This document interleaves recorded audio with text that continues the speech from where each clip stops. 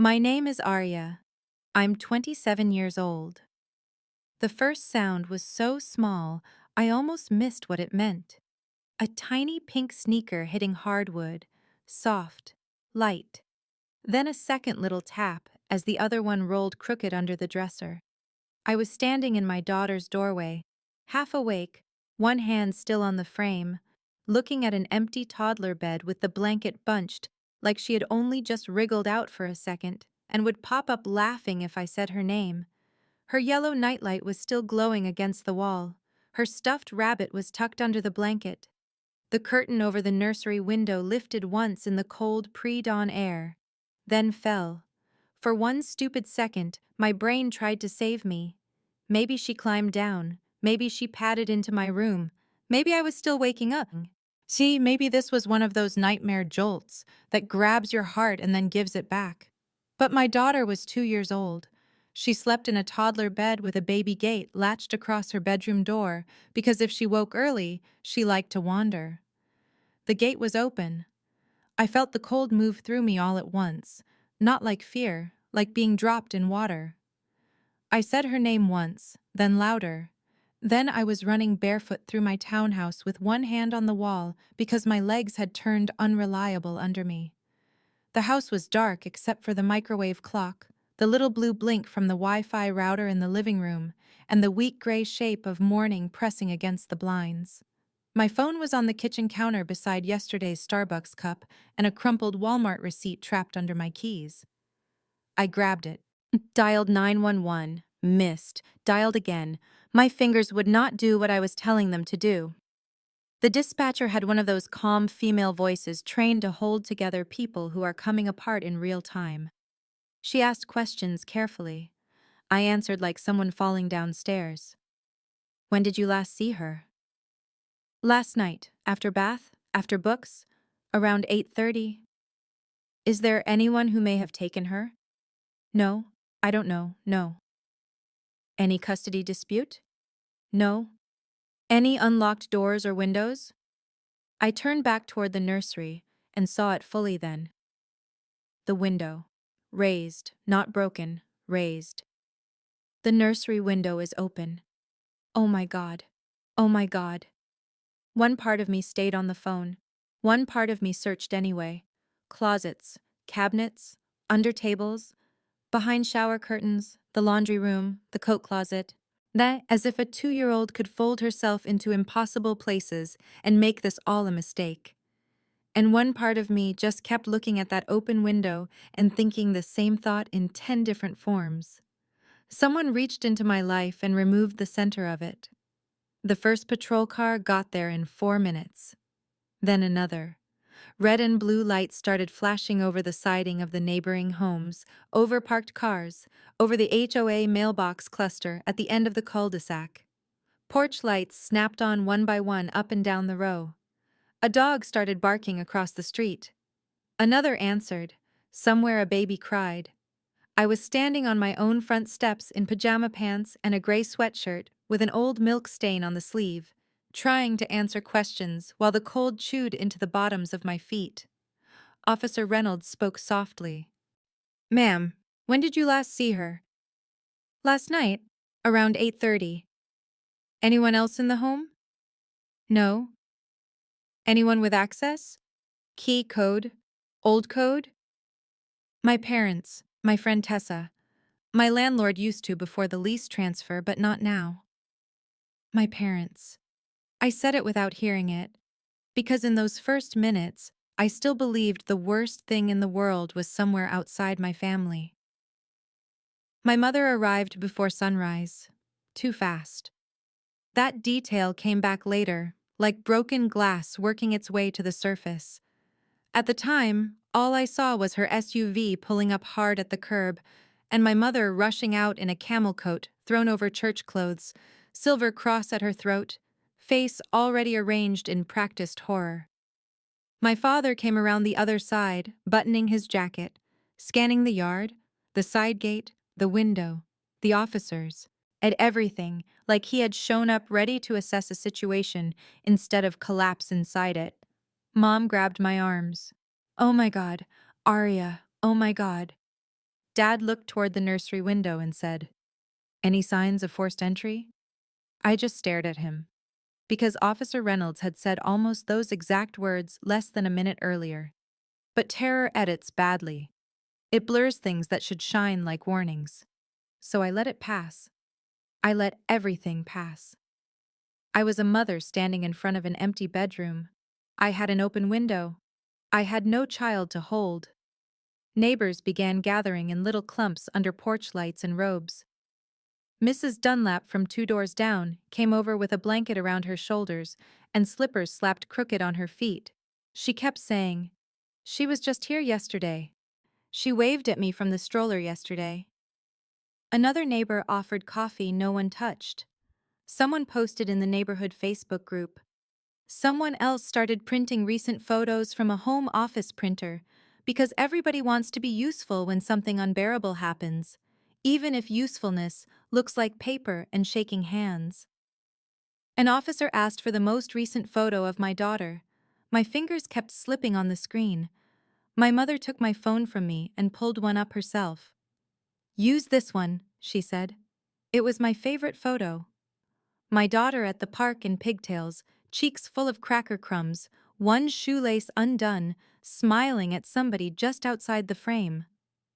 Mom held the phone too tightly. My father kept stepping in to answer questions that were meant for me. He told officers I had been stressed lately. He mentioned I worked from home too much and slept too little. He brought up the daycare issue we had last month when one provider quit without notice. He said, "She's been overwhelmed." I turned and looked at him. "What are you doing?" He gave me that clipped, reasonable expression I had known my whole life. "I'm helping. They need context." Context, that word again. My father loved words like that. Context, concern, structure, stability. He could wrap a blade in language so clean you thanked him for being calm while he cut you. Morning came up pale and ugly. Detectives arrived. Crime scene tape went up near the side yard and around the nursery window. They photographed the frame, dusted the latch, measured distances, checked the baby gate, walked the fence line, collected fibers, took my bedding. Yeah, and moved through my house in low voices that made it stop feeling like a house.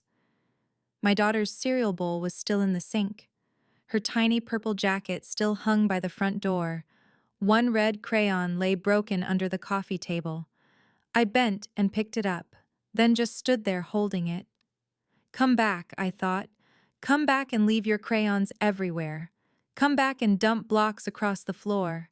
Come back and smear yogurt on your shirt and make me late and tired and human again. Come back and ruin every clean surface in this house. By 9 in the morning, my child's face was already moving beyond the neighborhood. County alert, local Facebook groups, moms' pages, church pages. Then a news van parked 2 houses down outside the tape line, pretending to be respectful while fishing for grief. Now, my mother hated that kind of attention in theory and loved it in practice. She kept angling herself slightly in front of me, like a noble protector in a church newsletter photo. My father said almost nothing to the cameras, which somehow made him look more dignified.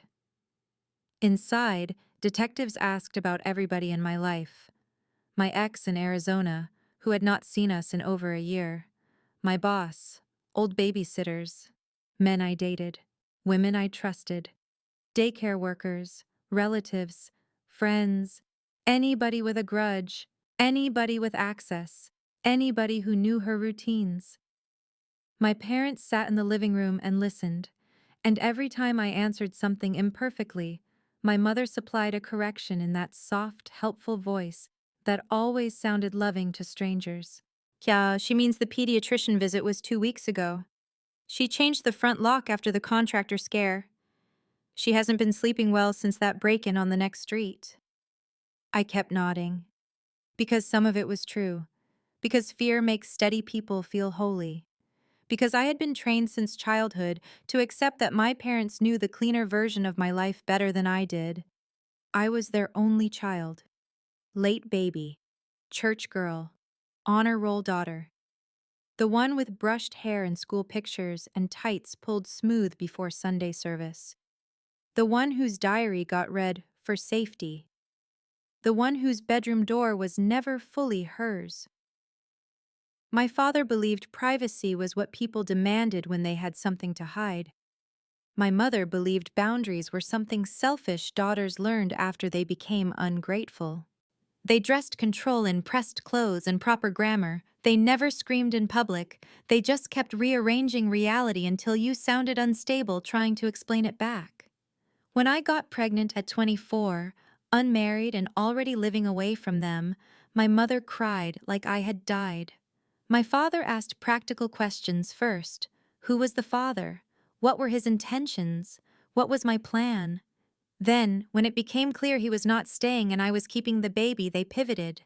They brought a crib, a stroller, gift cards, frozen meals, advice. So much advice. Support that always arrived with hooks hidden in it. They called my daughter their miracle. They also called me careless. They offered to help with daycare, then criticized every provider. They asked for a spare key for emergencies, and then used it to stop by unannounced. If I bought organic snacks, I was wasteful. If I bought generic, I was cutting corners. If my daughter had a runny nose, I had not layered her enough. If she had a tantrum in Target, I gave her too much freedom. Every visit was an audit. Every choice was a quiet trial. Still, they loved her. At least that is what I kept telling myself. By noon, detectives found an adult-sized shoe print under the nursery window. Could have belonged to anybody. The side gate latch had been manipulated with something thin. No obvious break, no ransom call, no witness, no clear stranger lead. My parents stayed. My mother floated through my kitchen making coffee nobody drank. My father took phone calls on the back patio with the slider cracked just enough for me to hear his voice and not the words. When he came back in, he said he had contacted a friend from church whose nephew worked in private security. I said I did not want private security. He looked at me for a beat too long. You don't want every possible resource? It was always like that with him. Never a direct command if a guilt trap would do. Later that afternoon, Detective Sanchez, the lead, asked quietly if I noticed anything missing besides my daughter. I said no. Then I went back upstairs. Her drawer was open. At first I thought officers had checked it, but one of her favorite blankets was gone.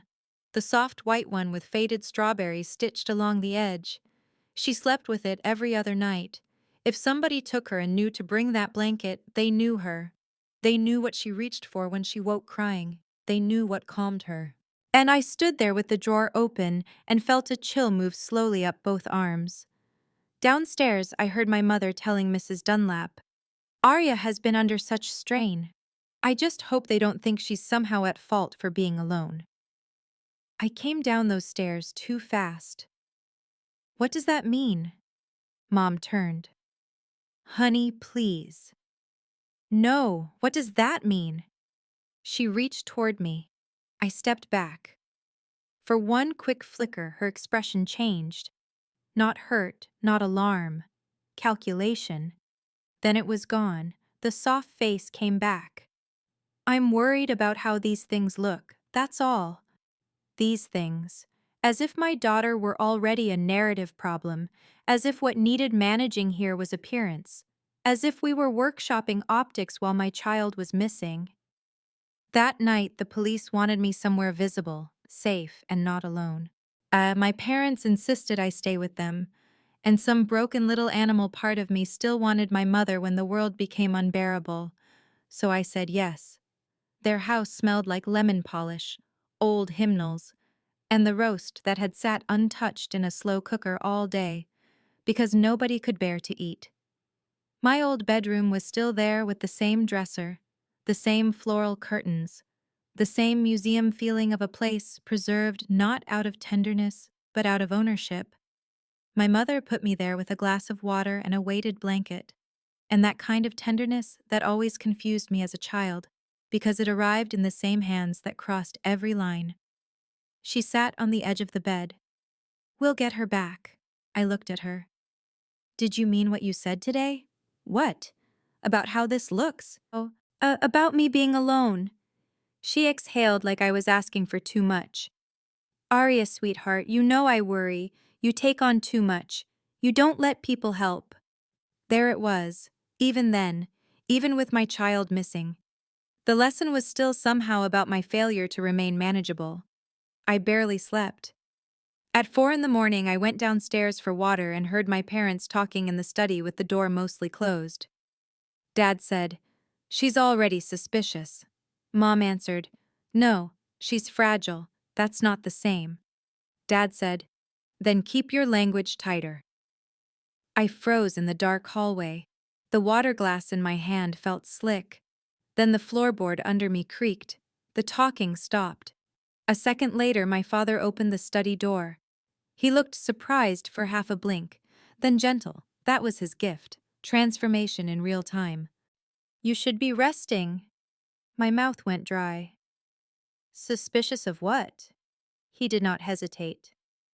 "Of the police. Of the process. Your mother meant you're fraying." Fraying? My father could make an insult sound clinical. The next day brought nothing, then the next, then the next. Press conference, flyers, search grids. My daughter's photo taped to the gas station by the highway, to the Walmart pharmacy window, to the church bulletin board beside a bake sale notice. My mother cried in church on Sunday, while my father stood with one hand between her shoulders and accepted sympathy like a man carrying a dignified burden. People hugged them. People told them, "You're being so strong for Arya." For me, always for me. I wanted to tear that phrase apart with my teeth. But by day 4, Detective Sanchez told me quietly there had been no ransom contact, no trafficking indicators, no credible stranger abduction lead so far. That should have eased me. It did the opposite. It narrowed the circle. It made the silence feel chosen. Before I go further, let me say this.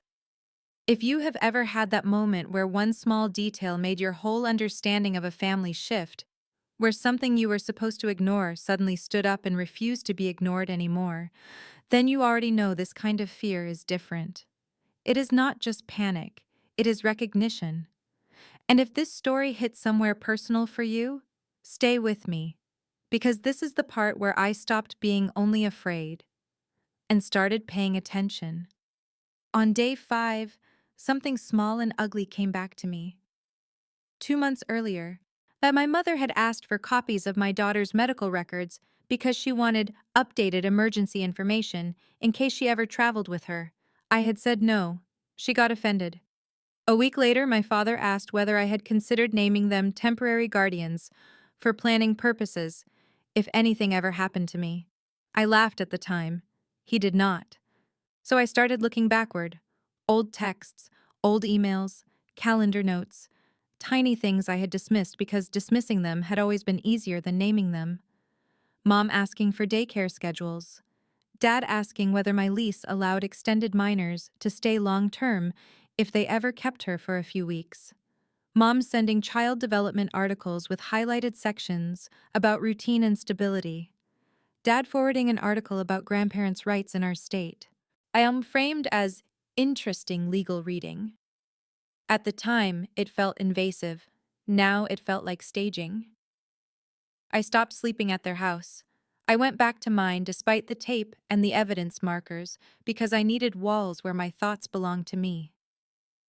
Tessa came over with groceries, leggings, dry shampoo, energy drinks, and the kind of silence only real friends know how to bring.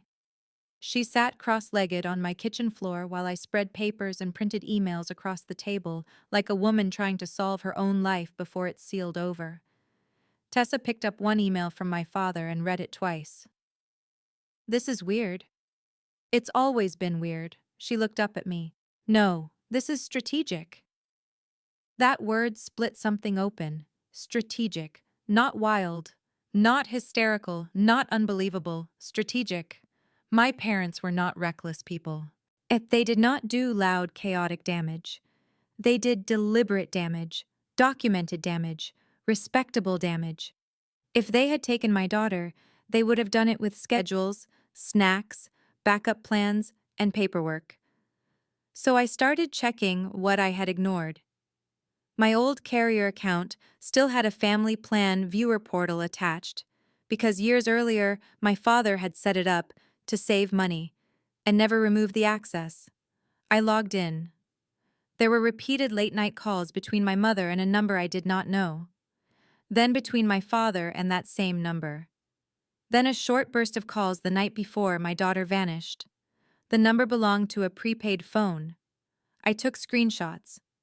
Then I checked the old family cloud folder my mother still used for recipes and church bulletins because she refused to learn anything newer. Buried inside a folder labeled Taxes 2022 were PDFs. One was a consultation invoice from a family law attorney. Another was a draft petition. Emergency custody filing. I stopped breathing for a second. My name was in it. So were phrases like emotional instability, inconsistent supervision, questionable male visitors, unsafe sleep environment. Attached were photographs of my townhouse taken from angles that made ordinary clutter look like filth. A wine glass on the counter positioned beside a baby bottle.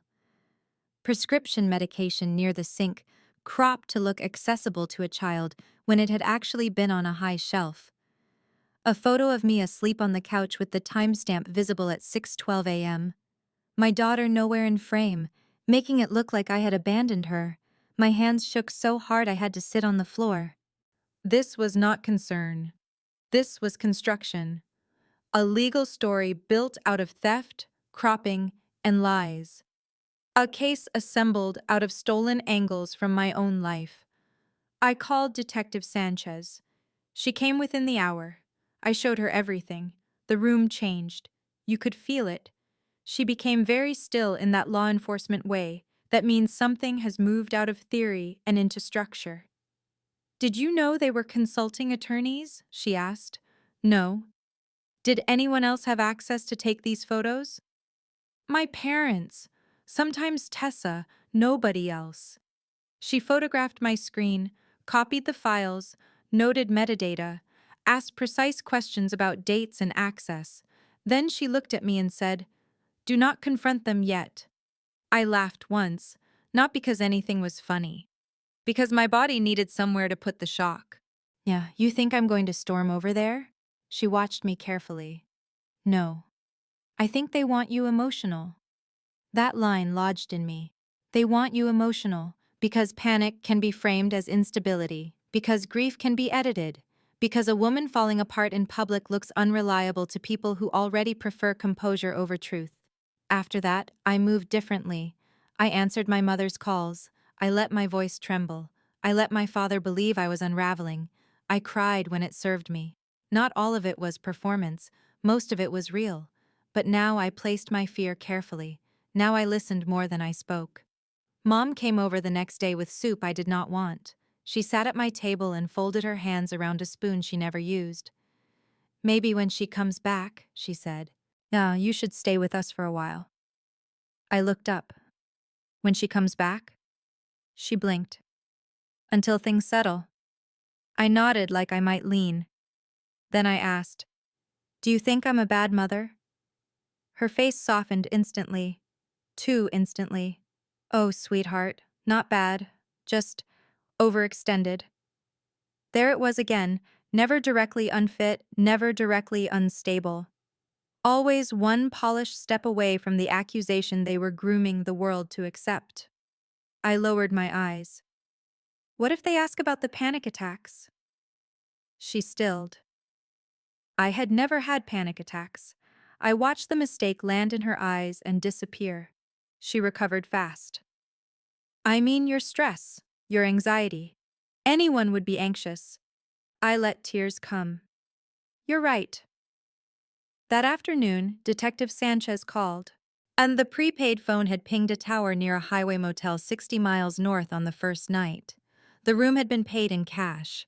Security footage showed a woman delivering a duffel bag and children's items to that room.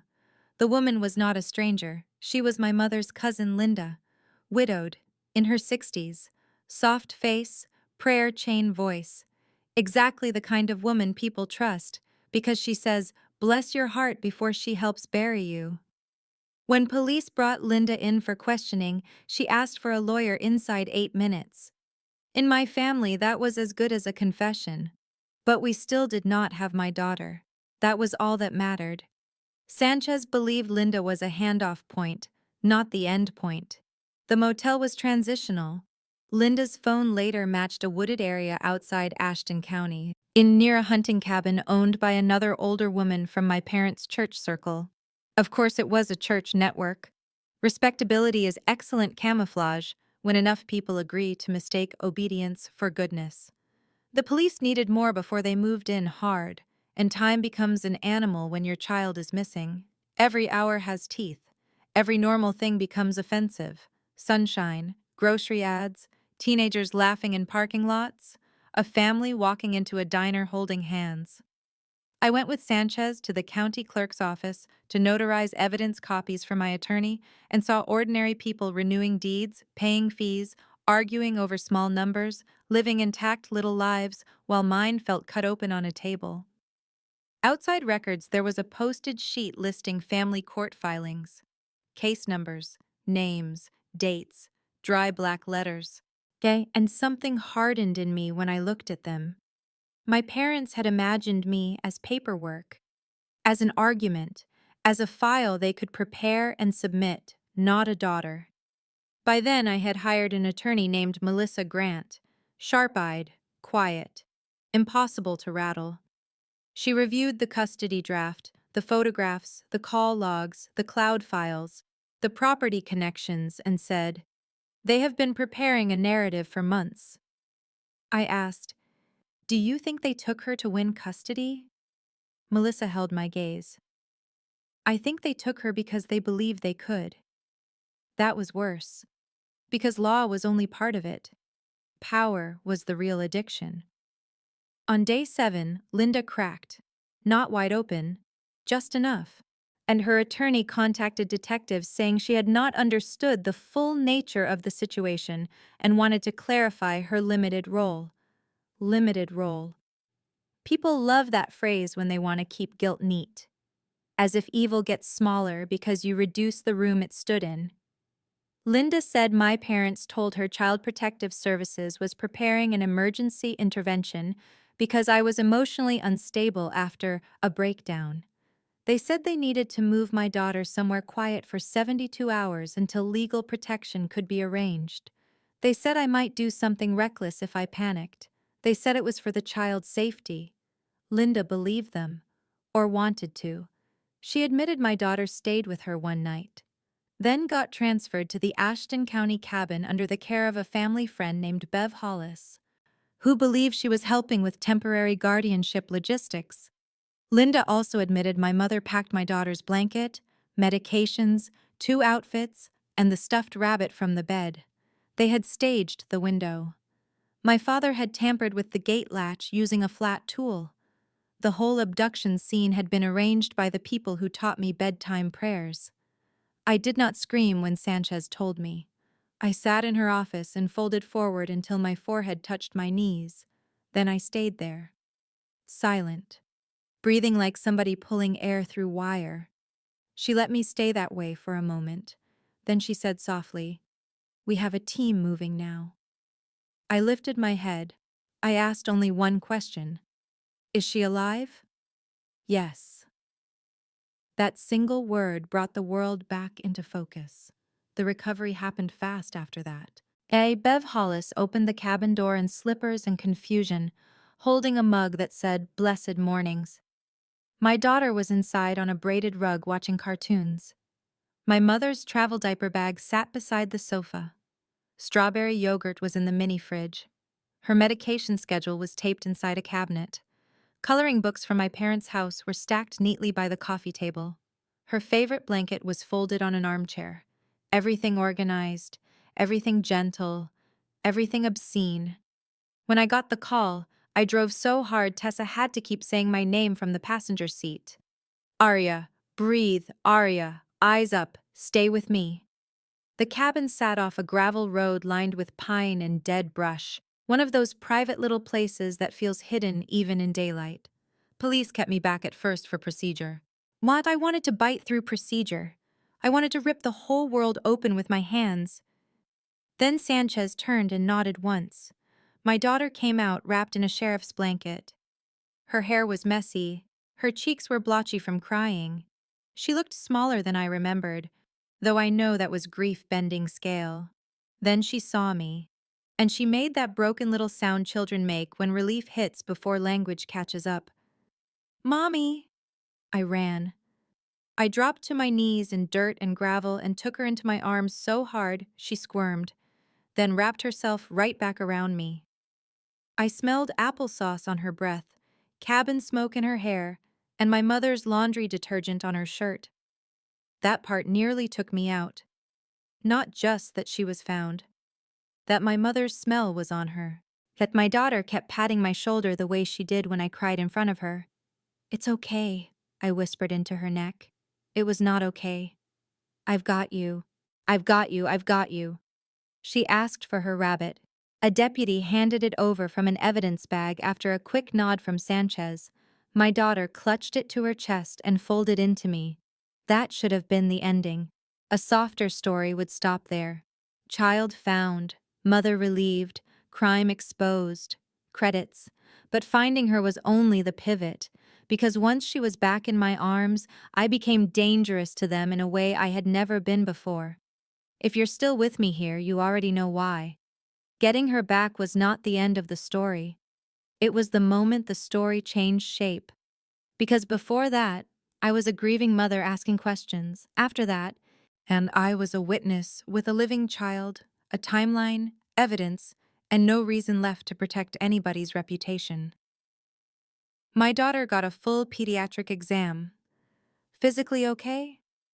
Mild dehydration? Stress? Confusion? Night terrors likely.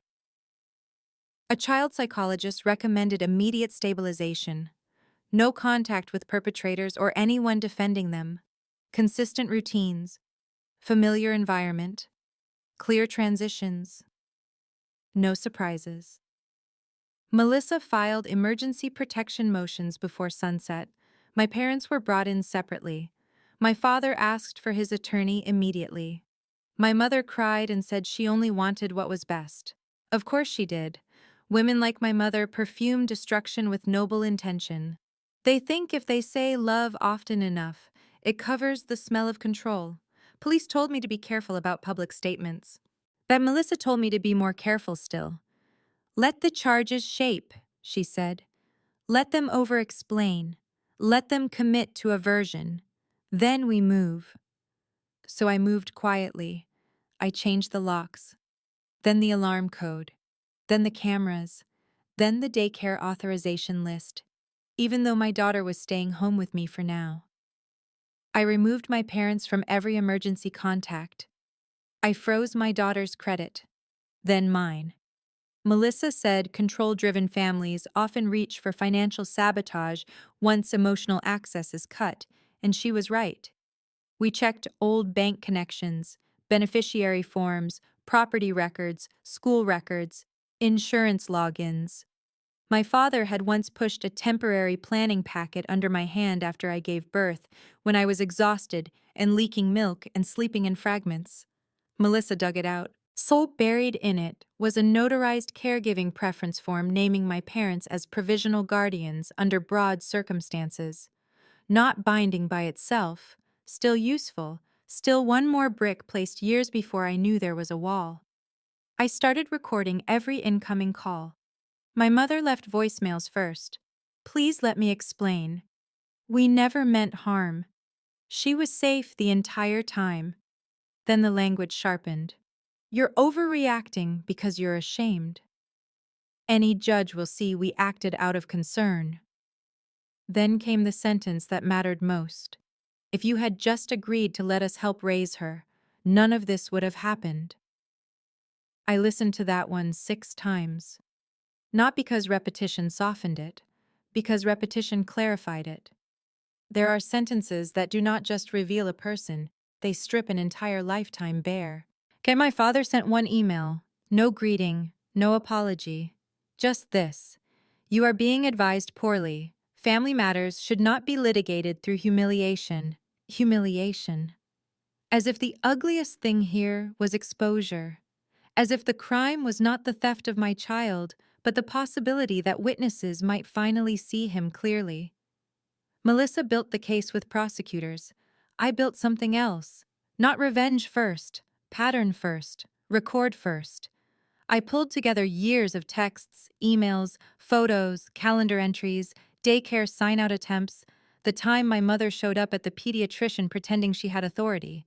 The time my father demanded a copy of my lease for insurance purposes, the church counseling session they arranged behind my back to discuss my postpartum instability when I was just tired and broke and trying to keep a baby alive on 3 hours of sleep. Tessa helped me catalog everything. She made spreadsheets at my dining table while my daughter colored beside us, and every now and then climbed into my lap without warning just to make sure I was still there. We had takeout containers everywhere, dry erase notes on the fridge, stacks of manila folders labeled church, legal, financial, witness, photos. My townhouse stopped feeling like a wound and started feeling like a war room. One night after my daughter finally fell asleep with the rabbit under one arm, I sat on the kitchen floor and cried without sound. Tessa sat beside me. I said, "They packed her favorite snacks." She turned toward me. "Strawberry yogurt," I said. They knew exactly what would calm her down. Tessa's face broke. And that was the worst part, maybe. Not that strangers had frightened my child. That the people who knew how to comfort her used that knowledge as part of the crime. The charges started forming publicly 2 weeks later. Custodial interference, conspiracy, filing false reports, evidence tampering, more possible depending on prosecutorial review. My parents were released pending hearings under no-contact conditions. Church people rallied fast. Of course they did. People with polished reputations always have backup singers. The whispers arrived right on time. They were only trying to help. Aria has always been dramatic. Maybe there's more to the story. Yeah, there was more to the story, just not the version they wanted. Then the church board announced a special family support meeting because my father was a deacon and my mother ran women's outreach. They framed it as prayer, healing, and truth. Melissa wanted me nowhere near it. Detective Sanchez agreed unless the moment could be used strategically.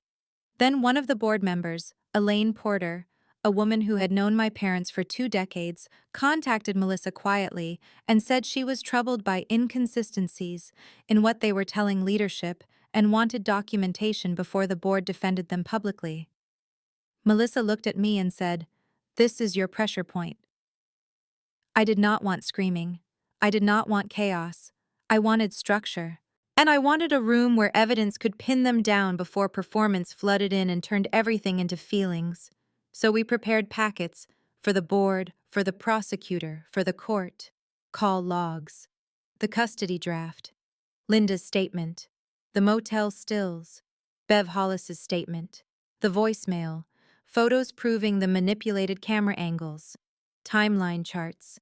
Affidavits. Instructions in my mother's handwriting. Everything. My parents believed reputation could outrun evidence because it had done so their whole lives. They forgot something simple. The same discipline that made them feared also made them predictable. The church meeting happened on a Thursday night in the fellowship hall under fluorescent lights, and a banner left over from the Thanksgiving food drive, folding chairs, burnt coffee, big Costco cookies on a side table nobody touched. The kind of room where casseroles and gossip had probably changed more lives than prayer ever did. I wore jeans, a navy sweater, and one of my daughter's tiny pink sneakers in my coat pocket. Not for drama, for ballast. My parents arrived together. My mother in pearls, my father in a gray suit. They looked like people attending a funeral for someone else's mistake. Elaine opened with prayer. Then she said the board needed clarity before making any statement of support. My father stood first. Of course he did. He buttoned his jacket, folded his hands, and used the voice he saved for public seriousness. Everything we have done has been motivated by concern for our granddaughter's welfare and our daughter's declining stability. Declining stability, there it was. He said I had become isolated, exhausted, erratic. He said they feared for the child. He said the situation had been misunderstood and poorly interpreted by law enforcement under emotional public pressure. My mother cried on cue. Not loudly, just enough. Then she said, "We know how this looks, but please understand, we love them both. Love without respect is just hunger in nicer clothes." I had written that in my notes the night before. I had not planned to say it. Then I stood. And I did. Every head turned. My voice came out steady. You love what you can control. The room went very still. Not dramatic stillness. Decision stillness. The kind where people are trying to figure out which version of a person they are looking at. The unstable mother, the wounded daughter, or the witness. And I handed the packets forward row by row. Elaine distributed digital copies to the board. My father's face changed when he saw the first page. Not panic, math. Too much paper, too many dates, too many attachments, too many places for his story to die. I said, "Page 3 is the emergency custody draft prepared before my daughter was taken. Page 7 is the attorney consultation invoice.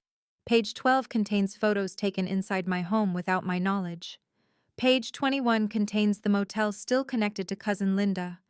Page 28 is Bev Hollis's statement. Page 32 is my mother's voicemail admitting this would not have happened if I had agreed to let them help raise my child." My mother whispered, "Arya." I did not stop. The kidnapping was planned for months. The window was staged. The missing blanket was packed by my mother. My father coached the narrative from the first hour. They did not rescue my daughter. I looked directly at them. They stole her. My father rose halfway from his chair. This is a family matter being weaponized. From the back of the room, Melissa finally spoke. No, it is a criminal matter supported by evidence. My mother cried harder. Please, we were terrified for her. I turned to her. You were terrified of losing access. That landed because it was plain. Plain language is harder to slip out of. Then Elaine asked the question that broke the room open. If you feared for the child, why didn't you file your petition before she vanished? My father opened his mouth, closed it. My mother said, "We were advised to proceed carefully." Melissa answered, "By which attorney? But the one whose invoice predates the staged abduction?" Pages started turning faster. A man in the second row took off his glasses. Another woman covered her mouth. The saintly image did not shatter all at once. It sagged, then split. My father tried one last old move. He looked at me with sad authority and said, "Arya, you've always rewritten events when you're hurt." That line, that ancient line, the one meant to drag me backward into being the doubtful daughter again. So I reached into my coat pocket and set the tiny pink sneaker on the folding table in front of him. Small, scuffed, Velcro fuzzy at the strap. I said, "This was on my nursery floor when I found my daughter gone. I heard it before I understood my life had been broken into. You did that, not because I was unsafe, but because I was no longer obedient." That was the moment people stopped looking at him like a deacon and started looking at him like a man. A real one, capable of real damage. The church suspended both of them from leadership before the meeting ended. Not enough, never enough, but it mattered, because that room had been one of their stages for years, and now it would remember them differently. The court hearing hit harder. Family Court Annex, third floor. Beige walls, metal chairs, mothers with binders, men in work boots, a vending machine that only took exact change. My daughter was not there, thank God. She was home with Tessa and a pediatric sleep specialist's handout taped to my fridge and a bedtime plan written in dry erase marker. Oh, my parents filed their own motion through counsel, claiming they acted under a good faith protective belief. Melissa was ready. The prosecutor was ready. Linda had expanded her cooperation. Bev had turned over handwritten instructions from my mother. There were bank withdrawals matching travel and motel expenses made by my father in carefully chosen amounts, small enough not to attract immediate attention. Planned, layered, months long. When my mother's attorney tried to paint me as emotionally unstable under pressure, Melissa calmly entered my work records, pediatric appointment logs, rent payments, daycare correspondence, therapist letters, and witness statements showing consistent care. Even my stupid Starbucks app history became useful because it placed me at regular pickup orders on mornings my mother later described me as sleeping through parenting duties. Evidence can be beautiful like that. Not poetic, not decorative, just relentless. The judge reviewed the timelines, statements, voice recordings, photographs, and the false welfare narrative they had assembled. The provisional caregiving form they once hoped to use became just one more example of pre-positioning. Protective orders were granted. Supervised contact requests were denied. Grandparent access was frozen entirely pending the criminal outcome. Additional issues were referred forward. Outside the courthouse, my mother called my name. She was not supposed to approach. Still, she took 3 steps before her attorney caught her elbow. "Aria? Please." I turned. Wind cut through the plaza and rattled the little flags by the county seal. My father stood farther back, jaw locked, still trying to look more wronged than cornered. My mother's face was wet. We did love her. I believed she believed that. That was the tragedy. Love that requires possession, can commit horrors, and still call itself devotion. I said, "You loved the version of her you could keep from me." Her face folded, not because she understood, because she was losing. My father finally spoke. "You are destroying your family." I answered him without raising my voice. "No, I'm ending the part that thought my daughter was property." That line traveled later. Tessa said it showed up on a local gossip page because somebody overheard us on the plaza. Good. Some truths deserve shoes. Months passed. Legal matters moved both too slowly and too hard. There were hearings, motions, interviews, trauma assessments, sealed records, affidavits, more paper than any family should ever generate against itself. Some relatives cut me off. Some sent awkward texts. A few apologized for things that were never really theirs to carry. Linda mailed a letter begging forgiveness and included a hand-knit blanket for my daughter. I sent it back unopened. My father tried one last financial move through an old college account connection he still had partial historical access to, freezing a transfer he knew I depended on. Melissa handled it in a day. I moved banks, updated every authorization, changed wills, named Tessa and her husband as emergency guardians if anything happened to me, filed new instructions with the county clerk, kept certified copies in a fireproof box above my refrigerator. My house changed. Window locks, door alarms, cameras, therapy toys in the living room, nightlights in every hallway because my daughter started waking afraid of dark corners and quiet windows. She had routines now: bath, story, song, check the window together, check the door, check the rabbit, check the hallway. I let her help me turn the deadbolt each night with both her tiny hands over mine. Sometimes she asked, "Grandma coming?" I said, "No, baby." Sometimes she cried, sometimes she didn't. Children are brutal in their honesty. They grieve what felt safe before they understand who broke it. I grieved too. Not reconciliation, not the family I really had, the fantasy of one. There is a special kind of mourning reserved for finally seeing what has always been there. You do not lose the lie all at once. You lose the excuses first, then the hope, then the habit of reaching toward the people who taught you pain and called it guidance.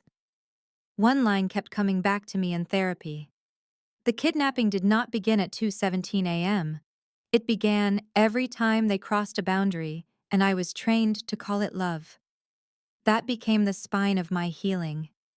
Not the cabin, not the church meeting, not even the courtroom.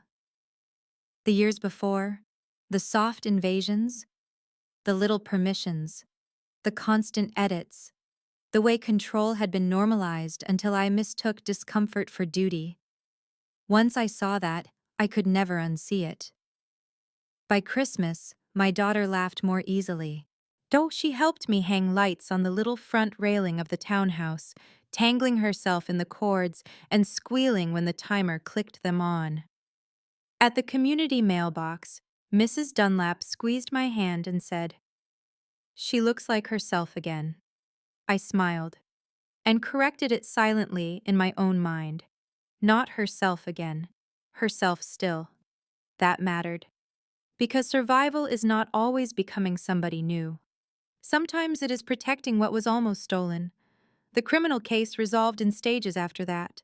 Plea arrangements, restrictions, documented admissions that stopped short of the full moral truth but were enough for legal consequence. No prison sentence long enough for what they took. Still, records matter, orders matter, distance matters. My parents lost more than access. And they lost the clean mirror they had spent a lifetime forcing everybody else to hold for them. The church never returned them to leadership. Several relatives stopped speaking to my father. My mother's women's group dissolved around her in slow embarrassment. The community learned, not the polished version, the real one. And reputation, once split by evidence, never really seals clean again. Maybe one day my daughter will ask harder questions. Maybe she will want the full story. Maybe for a while she will only need the child-sized version. For now, what she knows is simple. Mommy came back. Mommy found me. Mommy locks the windows. That is enough for 4 years old. Some nights, after she falls asleep, I still stand in her doorway. The room looks ordinary again. Stuffed rabbit, bookshelf. Little shoes kicked off in impossible toddler angles. Yellow nightlight washing everything in soft gold. I watch the curtain. I check the latch. I listen to the house settle around us. Then I breathe. Not because I forget, because I remember and still remain. That is a kind of victory, too. There is another line I wrote in therapy and kept on my fridge for months. Blood can introduce you to harm. It does not get to define your home. I believe that now in a way I used to only admire from other people's lives. My daughter is asleep upstairs as I say this. Her rabbit is under one arm. Her little pink sneakers are beside the bed. And the window is locked. Not out of fear alone. Out of decision. Family is no longer whoever claims me. Family is whoever I choose to keep safe. And before I end this, I want to say one more thing. If you have ever been told that control is love, that guilt is loyalty, that keeping the peace matters more than keeping yourself safe, I hope you hear me clearly. That is not love. That is training, and it can be broken. If this story stayed with you, if any part of it felt uncomfortably familiar, leave me a comment and tell me where it hit you. And if you want more stories like this, the kind that do not just tell you what happened, but what it felt like to live inside it, stay here with me. Because some stories are not about revenge, they're about seeing clearly. And once you see clearly, everything changes. My name is Arya. I'm 27 years old. And every night before I go to sleep, I check my daughter's window myself. Then I touch the latch. Then I look at her breathing. Then I turn off the hallway light. Because peace means something different to me now. It does not mean silence. It does not mean obedience. It does not mean pretending. It means the door is locked, the child is home, and the people who broke us do not get to call that love anymore.